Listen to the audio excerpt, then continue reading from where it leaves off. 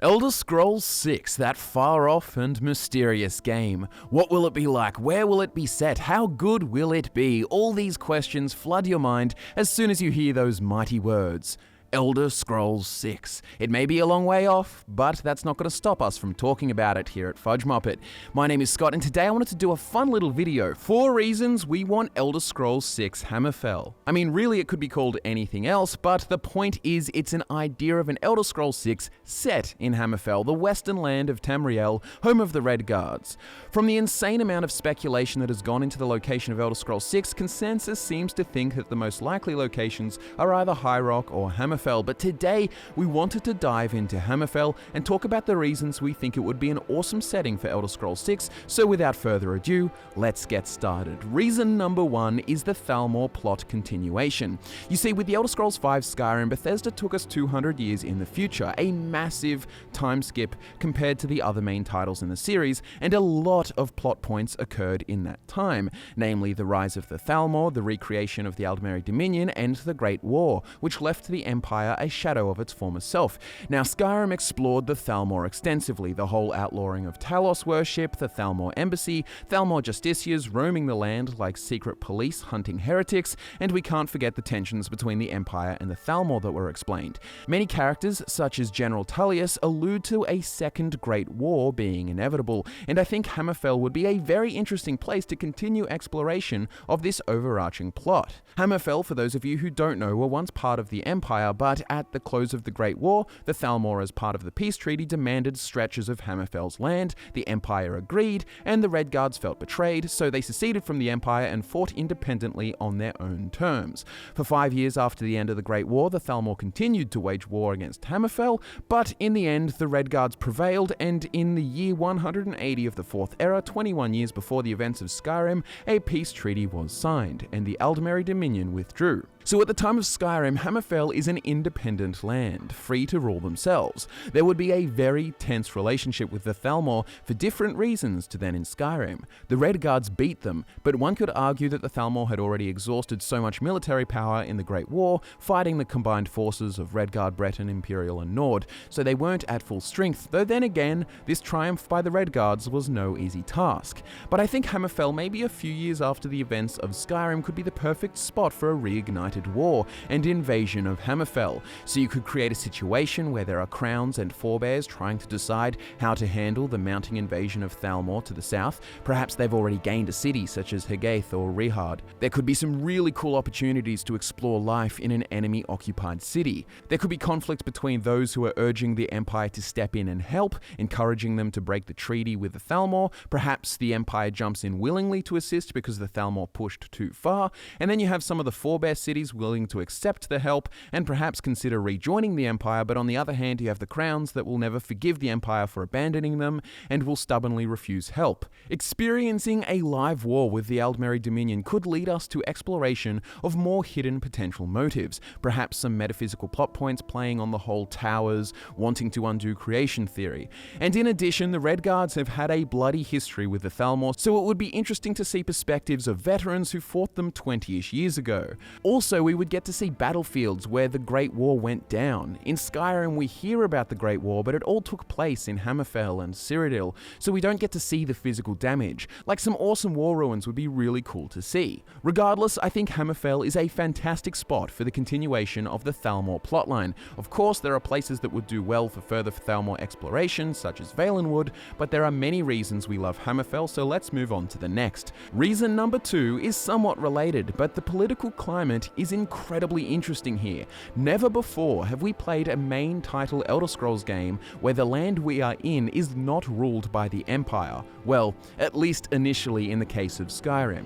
We would be playing Elder Scrolls 6 in a land completely ruled by the autonomous Redguard people. But the Redguards themselves have their own political intricacies, with the more fundamentalist isolationist Crowns descended from ancient Yakutan nobility, and the more cosmopolitan progressive forebears descended from the ancient Yakutan warrior class. However, a common enemy in the form of the Thalmor helped the two factions reconcile, and it would seem that today that they are getting on much better than they have in the past. However, you could easily stir up some trouble by having some Red Guards considering rejoining the Empire, some who will never forgive the Empire, some who will fight for an independent Hammerfell to the death, some who will capitulate to the Thalmor in return for safety.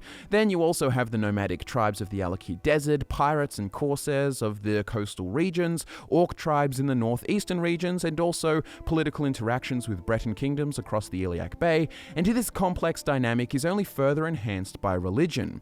You see, Hammerfell's religion is rooted in Yakutan faith, which has many similarities to the Imperial cult, but probably just as many differences. I'd recommend checking out the complete guide to gods linked below for more information, but the Yakutan pantheon gets a little interesting.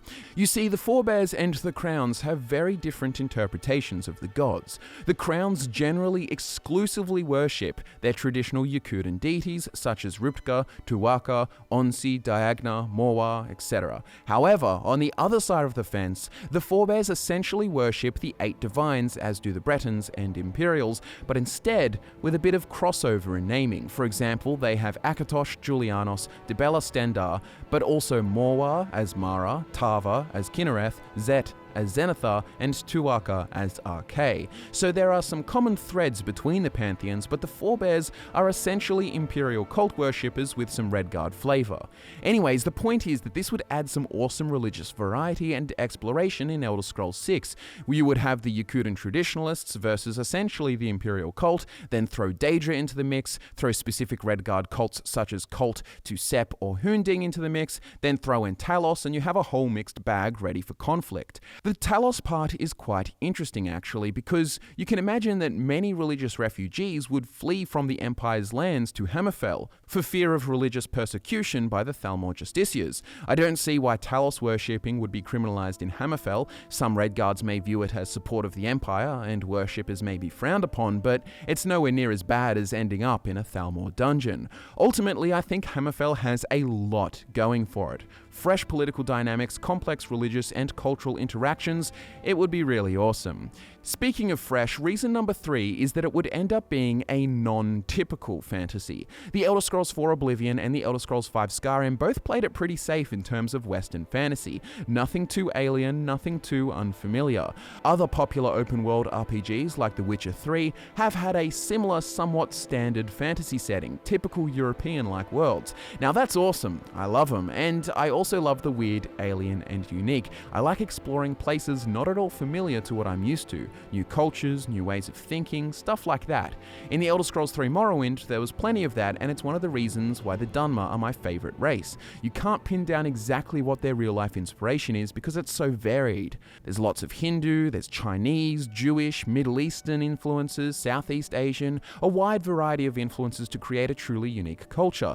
Now, while Hammerfell isn't as alien as Morrowind, it certainly does have a lot of diverse influences in its culture. North African inspirations like Morocco, Libya, and Egypt, as well as influences from the Middle Eastern world. You even have inspirations from Central African countries, as well as the native Aborigines of Australia. Then you have the samurai-like inspirations for their sword singers and martial obsession, all kinds of stuff, and there is so much opportunity to expand here.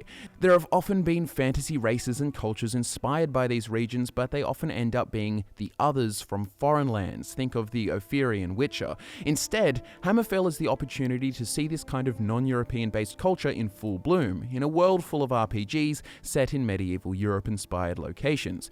It would be something really fresh, and in all honesty, it has the potential to inject back some of that exciting, crazy lore like Morrowind did back in the day. The Elder Scrolls Online has done a lot to build on Hammerfell's culture and expand the lore, and we have seen good chunks of it, but I would love to see a 4th era Hammerfell done by Bethesda Game Studios with lots of focus and attention on nailing the one province. Reason number 4 is the fresh environments, new creatures, and new cities. Cyrodiil was rather temperate with some variation, Skyrim, the frozen north, but man am I keen to see a desert, sandstorms and all, on the next generation of consoles. And yes, before you say, Next generation of consoles, PC is always better. Yeah, I know. PCs are more powerful, but game companies produce games for the lowest common denominator, which is consoles, which means new consoles equals a jump in technological quality of games. Elder Scrolls 6 in Hammerfell could be amazing. You could see sandstorms coming in from a distance, dune rippers launching out of the ground to attack you, maybe some giant dune-style sandworm enemy.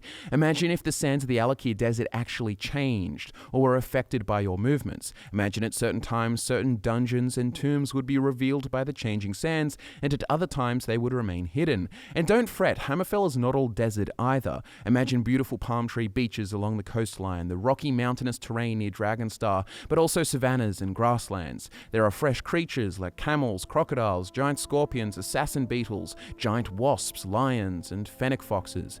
Perhaps even some other creatures like hyenas. Who knows what we could see? And it's not all about the nature either. Some of the architecture is amazing and something we don't often get to see. Imagine cities the size of Novigrad from The Witcher, but full of heavily ornamented buildings with golden domes and curved arches. And also, let's not forget that Hammerfell would be home to such an awesome variety of ruins and dungeons to explore. You of course have the ancient Yakuten ruins, and then you would have ancient Dwemer ruins of the Rorken clan, ancient Nedic ruins of Craglorn, the last bastion of the Nedic people. There would be some Aelid ruins potentially, even perhaps some ancient goblin ruins. Not sophisticated ones, but imagine like a giant crumbling statue to Morlock or something. Hammerfell is a land of untapped potential for an open-world fantasy game. There is so much flora, fauna, landscape, and architecture that is truly unique, not really seen in many games. So, would you be excited for an Elder Scrolls 6 set in the dry but beautiful lands of Hammerfell, shrouding all kinds of mysterious treasures and secrets in its sands?